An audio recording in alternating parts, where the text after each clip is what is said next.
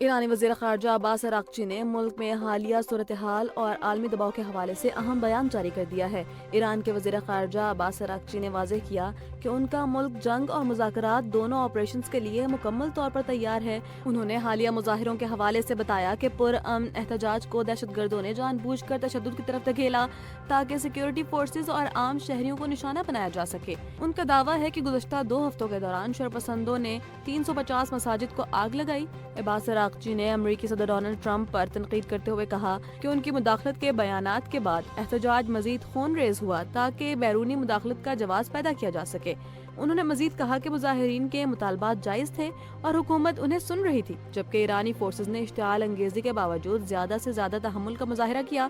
ان کے مطابق اب ملک بھر میں صورتحال مکمل طور پر قابو میں ہے۔ ایران کی اعلیٰ قیادت کی جانب سے امریکی صدر ڈونلڈ ٹرمپ کے بیانات اور ایران میں جاری حالیہ صورتحال پر سخت رد عمل سامنے آیا ہے۔ ایران کے سپریم لیڈر آیت اللہ خامنہ ای نے امریکی صدر ڈونلڈ ٹرمپ کو سخت وارننگ دیتے ہوئے کہا کہ تاریخ کے جابر حکمرانوں جیسے فرعون، نمرود اور رضا شاہ کا جو انجام ہوا وہی انجام ٹرمپ کا بھی ہوگا۔ انہوں نے صدر ٹرمپ کے رویے کو غرور قرار دیتے ہوئے کہا کہ اقتدار کے عروج پر موجود شخص کو ماضی کے طاقتور حکمرانوں کے عبرت ناک انجام سے سبق سیکھنا چاہیے۔ دوسری جانب ایرانی صدر مسعود پزشکیان نے واضح الفاظ میں امریکہ اور اسرائیل کو ملک میں حالیہ فسادات اور تخریب کاری کا ذمہ دار ٹھہراتے ہوئے کہا کہ وہ کسی بھی غیر ملکی طاقت کو قوم میں انتشار کے بیج بونے کی اجازت نہیں دیں گے۔ اس تناؤ کے باوجود امریکی صدر ڈونلڈ ٹرمپ نے دعویٰ کیا کہ ایران مذاکرات کا خواہش مند ہے اور اس سلسلے میں ملاقات کا انتظام کیا جا رہا ہے۔ تاہم انہوں نے یہ بھی کہا کہ امریکہ کے پاس ایران کے خلاف بہت طاقتور آپشنز موجود ہیں۔ اقوام متحدہ کے سیکرٹری جنرل انطونیو گوتریس نے ایران کی بگڑتی ہوئی صورتحال اور مظاہرین کے خلاف طاقت کے استعمال پر گہری تشویش کا اظہار کیا ہے۔ اقوام متحدہ کے سیکرٹری جنرل انطونیو گوتریس نے social media platform X پر جاری اپنے بیان میں ایران میں جاری انسانی حقوق کی خلاف ورزیوں اور مظاہرین پر تشدد کی شدید مذمت کی ہے۔ انہوں نے ایرانی حکام پر زور دیا کہ وہ فوری طور پر تحمل کا مظاہرہ کریں اور طاقت کے غیر ضروری اور غیر متناسب استعمال سے گریز کریں۔ سیکرٹری جنرل نے خاص طور پر ایران میں گزشتہ 4 روز سے جاری انٹرنیٹ کی بندش پر تشویش کا اظہار کرتے ہوئے مطالبہ کیا کہ مواصلاتی رابطے فوری طور پر بحال کیے جائیں۔ یہ بیان ایک ایسے وقت میں سامنے آیا جب انسانی حقوق کی تنظیموں نے ایران میں 490 مظاہرین کی ہلاکت اور 10,000 سے زائد افراد کی گرفتاری کی رپورٹ دی ہے۔ خیبر پختونخوا کے ضلع خیبر میں گیس لیکیج کے باعث ایک افسوسناک واقعہ پیش آیا ہے۔ لنڈی کوتل میں ایک گھر کے اندر سلنڈر سے گیس لیکیج کے باعث دم گھٹنے سے ایک شخص جاں بحق ہو گیا، جبکہ خواتین اور بچوں سمیت 5 افراد بے ہوش ہو گئے۔ ریسکیو حکام کے مطابق کمرے میں گیس بھر جانے کی وجہ سے حادثہ پیش آیا۔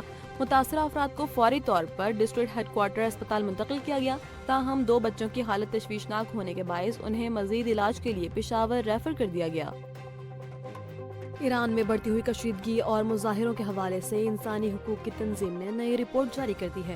ایران میں انسانی حقوق کی نگرانی کرنے والی تنظیم HRANA کے مطابق ملک بھر میں جاری حالیہ پرتشدد مظاہروں میں اب تک مجموعی طور پر 490 مظاہرین اور 48 سیکیورٹی اہلکار جان کی بازی ہار چکے ہیں۔ غیر ملکی میڈیا کے مطابق گزشتہ 2 ہفتوں سے جاری ان احتجاجی لہروں کے دوران ایرانی حکام نے 10,600 سے زائد افراد کو گرفتار بھی کیا ہے۔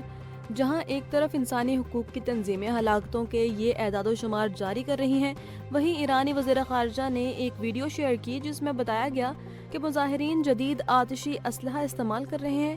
یاد رہے کہ تاحال ایرانی حکومت کی جانب سے ہلاکتوں کا باضابطہ سرکاری اعداد و شمار جاری نہیں کیے گئے۔ ایران نے امریکہ اور اسرائیل کے خلاف جاری مزاحمتی تحریک میں شہید ہونے والے افراد کی یاد میں ملک بھر میں 3 روزہ سوگ کا اعلان کیا ہے۔ ایرانی صدر مسعود پزشکیان نے سرکاری میڈیا کو انٹرویو دیتے ہوئے ملک بھر میں جاری حالیہ فسادات اور بدامنی کی براہ راست ذمہ داری امریکہ اور اسرائیل کو قرار دیا ہے۔ ان کا کہنا ہے کہ یہ طاقتیں تخریب کاروں کو ہدایات دے رہی ہیں اور ملک کو کمزور کرنے کی کوشش کر رہی ہیں۔